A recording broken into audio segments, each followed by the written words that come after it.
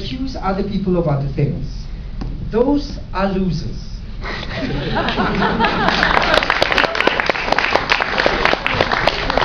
Those are people who have got no intellectual ability. They cannot think. They have Satan with them all the time. Hey, Ravi must be gay, must be gay, fighting for gay people. You know what? You're such a loser. I don't have time for you. Ravi is fighting for people who is going to be hanged because of drug. Nobody say anything. Stop being that. Judging other people. When we have a cause, we have a cause. If I fight for abortion tomorrow, are you going to say, hey, that Rudy, fight for abortion must be not Christian now, not Catholic? We can't be like that. A human rights lawyer will fight for whatever he believes is a human right issue. If two males choose to love each other, that is their right. We have no right to judge them. Who are we? We're going to be before our God. He believes in that. At night he talks to me. And I tell him, go with what God is telling you. People who cannot achieve anything will label you and blame you and condemn you. I'm not chosen to do that job, my dear child. You are. Rise above it. It's a fantastic excuse. Why can't I choose the entire legal profession to do the job? Because Ravi, we have been in this practice for a very long time. We know some of us are just not chosen. I'm not chosen. I'm not accepted. I'm accepting it.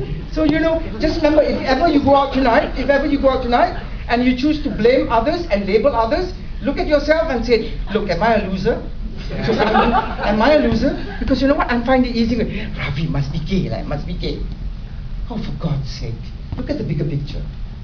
Please, those who have chosen to be here tonight, we need to make those changes. And those changes begin here. And the thoughts you have can be disseminated to other people. That's what a human rights lawyer is all about. Fighting a battle of which nobody believes in. Nobody believes in that. And if you look at history and look at all the religion, they are constantly, starting from Jesus Christ to Muhammad, it's all trying to tell people this is it, but nobody believes. But you know what? I'm not going to be appreciated tonight. Next question. Okay, so. I'm going to stand because I sort of feel kind of nervous. I'm a law student, soon to graduate from, or rather have the misfortune of graduating from a local law school. Oh my God! I'm sorry that I had to say that, but that is a disclaimer. I went with all sort of hopes and, with heightened sense of, responsibility and sense of a lot of liberal views, but, I was sort of gunned down each time I came up with something that I wanted to say in class.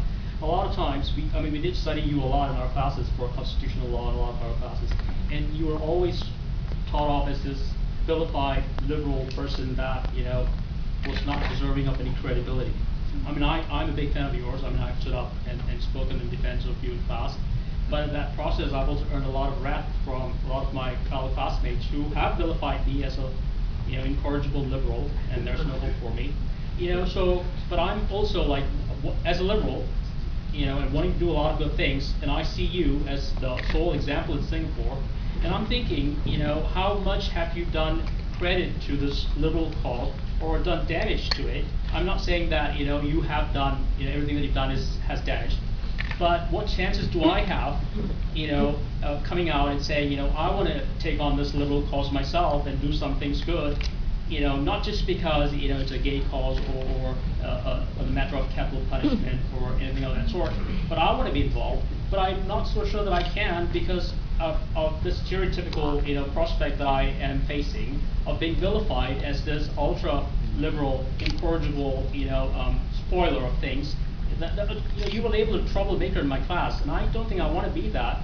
So is there a middle ground? I'm not absolutely, against, whatever government policies that might be, but I'm also like, very clear in my ambitions as to what I think are my rights and the rights of people, as individuals. And I think that's being slighted in Singapore all the time, but I don't have the voice, and I'm afraid to do that or come out and, in support of the things that you might do or stand for, because I feel that I'm going to be vilified and not have any prospects in the future. So, what sort of advice would you give us, for? An absolutely fantastic question, because this is what we're both going through. So you need to influence this young man. No. I take that back. You don't need to influence. Oh, Father in heaven. No. You just need to tell, because you know what? I see the fire in this person. I can see that. Please address him. Thank you, moderator. No, first of all, I mean, if you are a liberal, we can't dictate how you should think liberally or whichever path you need to take. I think it's your own personal call, judgment call. And if you say that you are being vilified and so on and so forth, or whether I would be able to take that vilification, you know, I've gone through the public with all the criticisms. I was just giving example, and that's nothing. What I've gone through as a child, 6 years old, 5 years old. You should start reading the book. It starts from the day when my mom was married, and how my father went to the prison and so on and so forth. I never had even the opportunity of that liberal, you know, to have even that philosophical thinking of that liberal background and the classical knowledge of philosophy. I didn't have that privilege either. But you know, the wave of energy, which is what I personally believe, it is just that universal energy. You know what I would like to reply to this in short is one experience. I won't read this part, but it is in the book. When I graduated from arts, I mean, I did my arts degree, then I went to study law in 2 years, or rather 1.5 years, because the University of London external degree was derecognized. By which time already I had problems with the system, and I knew, why did I do law? Because I knew that in arts in NUS, a lot of head of departments were politicians, MPs and all that. And I already had that views. I had been like questioning and challenging and all these things. In arts department, you have to think liberally, right? So you had then problems. And I realized, my gosh, my choice in job opportunities is limited to civil service, generally. And then you go to that environment in the business, you get the Abing will be whacking you with business plans, but you know, but anyway, I'm also Abing in one way or the other, you know, so I can handle all that.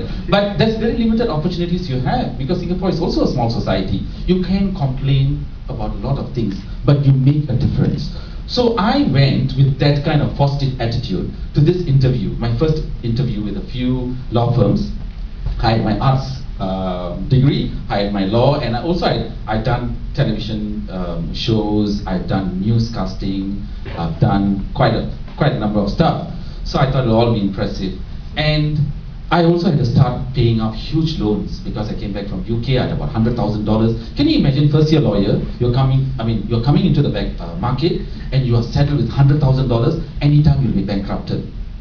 And with my mom was ill, and so I had to basically strike out on my own, but the law does not allow at that time, because you need at least 3 years of practice. So when I went for these interviews, this particular interview was, I will bring back to the universal spirit to summarize that. So I have to go to this part, which is in one of the chapters.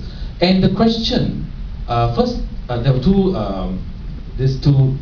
one is a senior partner, one junior partner, were asking me questions. And the first question was, what does your father do? Because I thought that this firm is actually, basically I come there, I slog, work hard, and then make money for the firm, and then in the process I also make money and pay the bank. But I didn't know that I have to bring my links of my family and so on and so forth there and bring clients. So I said, my father, good question, he never worked. And he was quite abusive and so on and so forth, you know. And then the next question, what does your mother do? And then I said, well, my mom, she was a construction worker, and I was saying it very proudly, because she built many roads in Singapore, you know. And so I'm very proud of those roads that she built. And then she was, you know, she was a cleaner, you know, and you know, sweeping several blocks of flats, and they also look very glum after that question. Then the junior partner, you know, he just adjusted his seat, and at that time, of course, we had this coffee being poured by this auntie who was about 75 years old, and they never even thanked her, as if she was a ghost. You know, she was pouring coffee, but nobody is paying attention.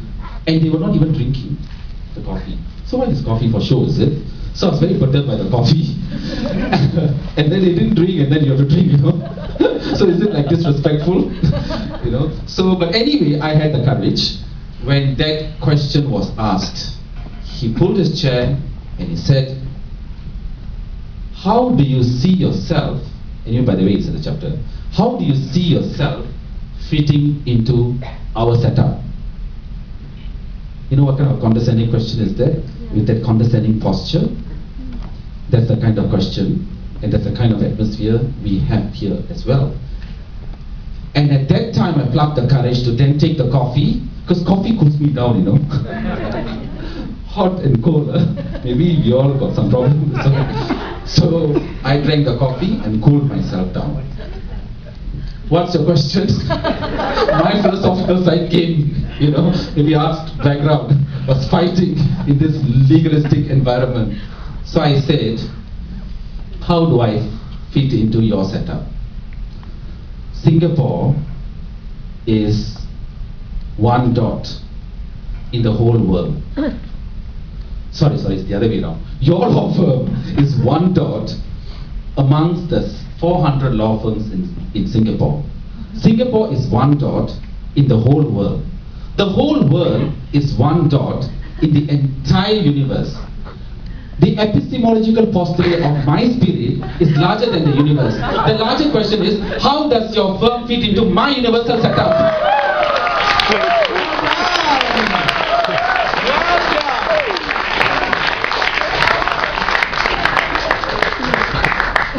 That is the most important. Don't care whether it's conservative, liberal views and all that. You know how I engaged myself? I wouldn't say that, I had my pain, trauma, highs and lows, whatever, everything is captured in this book. But when I say the unique spirit, that word is extremely important. Whenever you're searching for your answer, don't look at yourself alone. Because when you look at your universal self, at the end of the day, everything is transient, isn't it? You know that. We are not going to be here for long. So therefore, I do inherently feel that this universal consciousness, maybe it's because of my dance, which I also express in one of the chapters, and I do have a very, very strong feeling about my universal self, which dissolves such negativity. And I know that certain students, there are students from NUS law faculty also who have come and done amazing work with me. In fact, there have been professors from SMU, like Professor Jack Lee, Professor Michael Hall, Professor Arun, and many people who have stepped forward during the 3778 challenges and the by-election challenges. These professors have come forward as well. So there will be bound to have people have different views and all that, But if you're a liberal, you have to accept those different views. Thank you. Never ever be ashamed of how unique you are. Everyone else might not agree with you. Everyone else might think you're a troublemaker. But troublemakers move the world. That's what I believe. So believe in what you believe in. Do what you have to do intellectually. Intellectually, he's going to be another lawyer like all of us. And please have coffee with me. We can always engage. I always say to lawyers who I meet, and I say, intellectually you are, you have reached the same standard as me. Do I really care? Because if we study hard enough, we all can be lawyers. Am I impressed by you? No. But I'm impressed by your conviction. I'm impressed with what you believe in. And I'm impressed by you putting up with all the obstacles and like what he's facing. Just go with what you believe. You will face, and if you look in history, a lot of people who believe in what they believe in will face obstacles. Next question. You know what? That's fantastic. Yeah. It's good. Don't ever forget how special you are.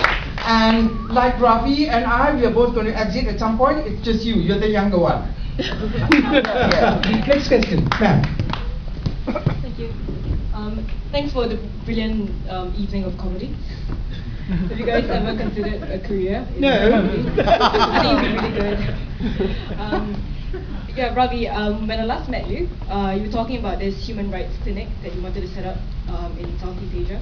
So do you think maybe it's a good idea to share it with all of us to see if anyone might be interested in helping out this cause? Oh, the human rights. Thank you, ma'am. Okay. The human rights clinic that I was involved in particular, basically it's in Cambodia as well as Indonesia. It's those Southeast Asian countries which we want to focus because we have better access to resources and because of the geographical distance as well. This clinic is not, in fact, interestingly, these are law clinics. And you know what? More art students are involved in these clinics than law students. Somehow, the art student seems to have a greater sense of justice.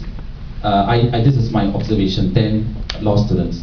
And so this interesting clinic have a very good mixture of students. My exposure is basically Cambodia and Indonesia. And these clinics basically, I have very limited resources, which is why I couldn't continue. But I took all my own resources to meet up with these students, and you train them. And especially the art students have less law background, so you send them, like for example, in Cambodia, there's a lot of battered women who are suffering in the villages, and they need to be educated. So these students actually go and train them and talk to them, train these women as well to help other women, and they bring more access to justice. And there's the other clinics in Indonesia, a lot of the native lands have been snatched by the state, and they don't know the recourses, and it is the problems are really intense there. So these students are again trained to help. So these are the kind of clinics that I'm talking about. And if those of you are interested, those who are law students or non-law students, I would be quite happy if more law students turn up as well, because then they can lend their legal resources and structure the program. So it's a beginning. I went there about 2 years ago, and intermittently I keep in touch with the students. But there's only so much I can do. Yeah. Thank you. Okay, thank you, Ravi. Next question, sir. There's a question from the gentleman.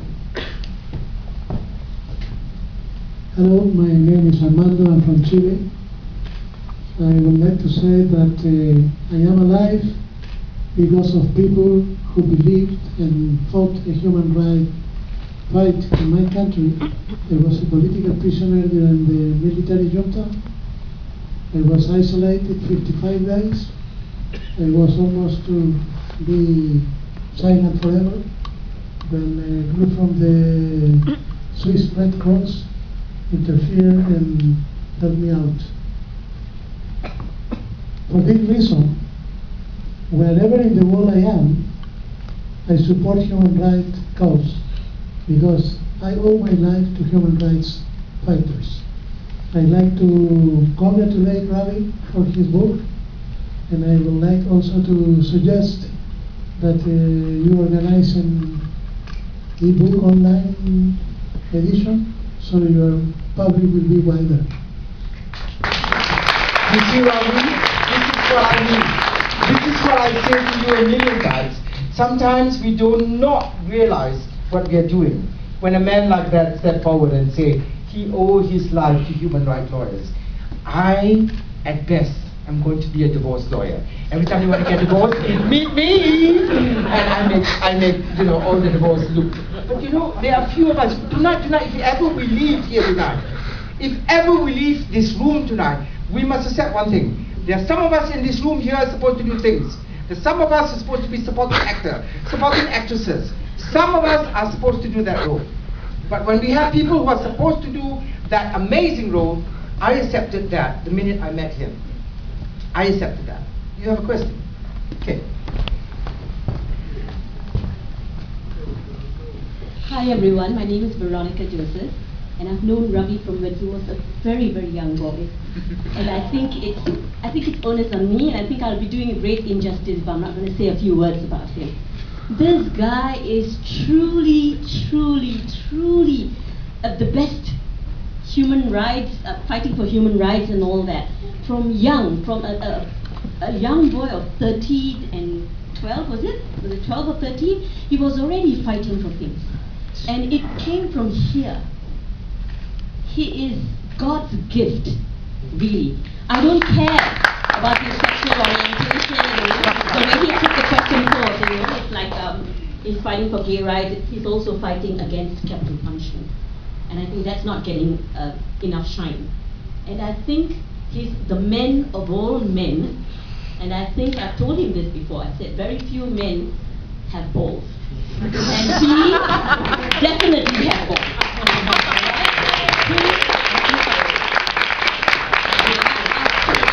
Because he's so candid and so raw in his book, I think I have to make this statement. I'm quite a lady actually, but I think I have to say that. And I think you've done so well. I've seen him grow, and I think he's done so well. And I think he's not been given the shine, and I think it'll come upon you. Like you said, you don't believe in all these humanly, earthly praises. You'll get it somehow, sometime. I've been following him. This guy is made for greater things. I've seen him from when he was young, and he's made for really great things. I have to leave now, and I want to say I'm so proud of you. I mean, I'm so proud of you because I have a family function. Some of us get stuck in this worldly thing. We should come step But I forward. think- Give me a hug. Come, give him a hug. Come, step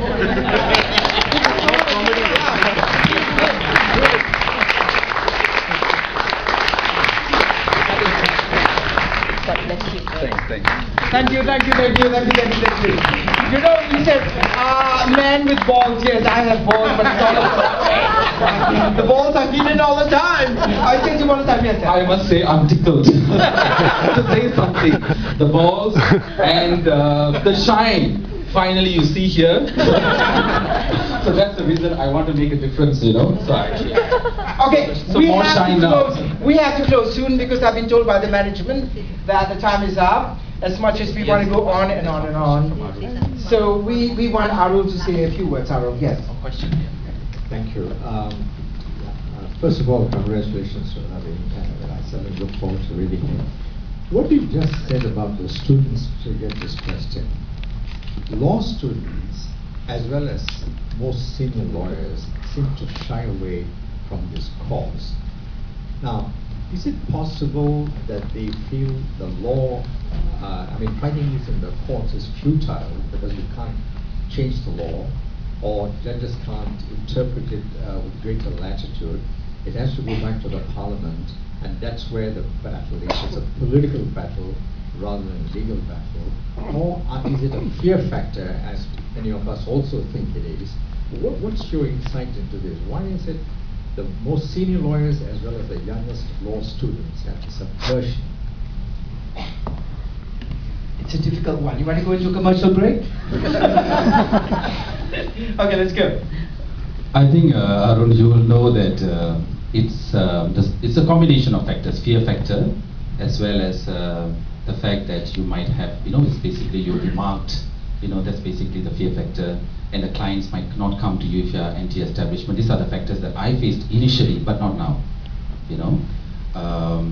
And also, if you look at the exact example across the causeway, which is the Malaysian bar, look at the kind of support that the members of the bar have towards each other and the kind of reforms they make.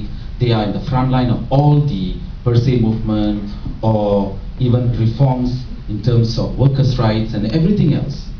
So, first of all, the Law Society, itself is gagged by the Legal Profession Act. But secondly, the culture, which is true.